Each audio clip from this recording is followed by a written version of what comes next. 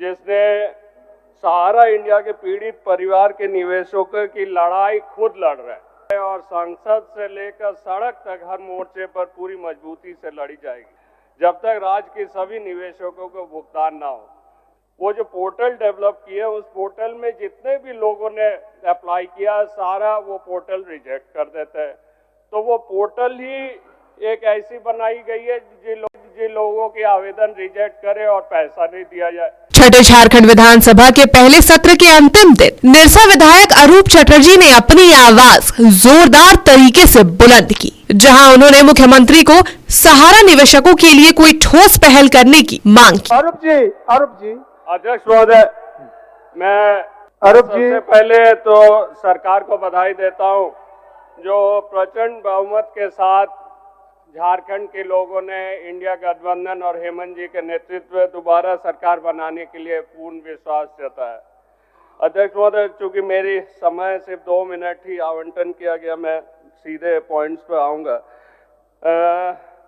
हम सबसे खुश है जो ये पहली बार या पहली सरकार है देश में जिसने सहारा इंडिया के पीड़ित परिवार के निवेशकों की लड़ाई खुद लड़ रहे हैं। वो गवर्नर भाषण में भी माननीय राज्यपाल की अभिभाषण में साफ तौर पर कहा गया है जो सर्वोच्च न्यायालय से लेकर राज्य की हर न्यायालय और संसद से लेकर सड़क तक हर मोर्चे पर पूरी मजबूती से लड़ी जाएगी जब तक राज्य के सभी निवेशकों को भुगतान ना हो।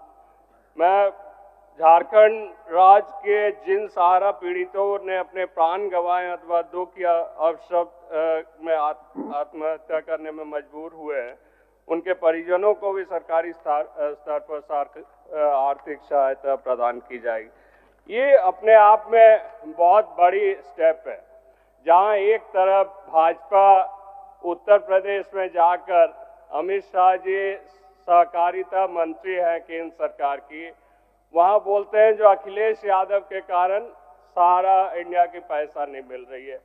झारखंड में चुनाव के दौरान वो आके यहाँ कहते हैं जो हेमंत जी के कारण पैसा नहीं मिल रही है। अध्यक्ष महोदय, सहारा इंडिया के झारखंड में 1 करोड़ से भी ज्यादा पीड़ित परिवार है और यहाँ लगभग 25,000 करोड़ से ऊपर देनदारी है सहारा इंडिया की और पूरी पैसा जो है वो पूरी मंत्रालय है जो केंद्र सरकार के गृह मंत्री के पास है, सहकारिता मंत्री। वहाँ 5,000 करोड़ मात्र वो जितने भी सरकारी जो रिजर्व फंड थी, सुप्रीम कोर्ट के आदेश में जो रिजर्व फंड बनाई गई उसमें सिर्फ केंद्र सरकार ने 5,000 करोड़ उठाए और जिसमें से अभी तक भुगतान सिर्फ 1,000 करोड़ की हुई है।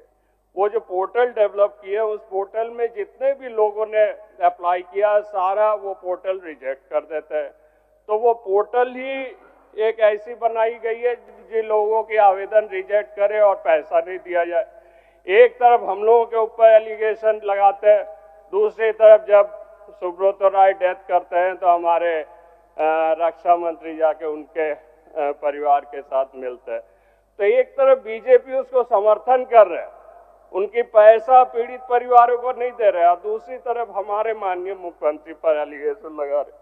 तो ये सरकार की बहुत बड़ी उपलब्धि होगी अगर सरकार इनको न्याय दिला सके। धन्यवाद। रांची से अंतिवारी के साथ संजना सिंह, कोयलांचल लाइव डेस्क।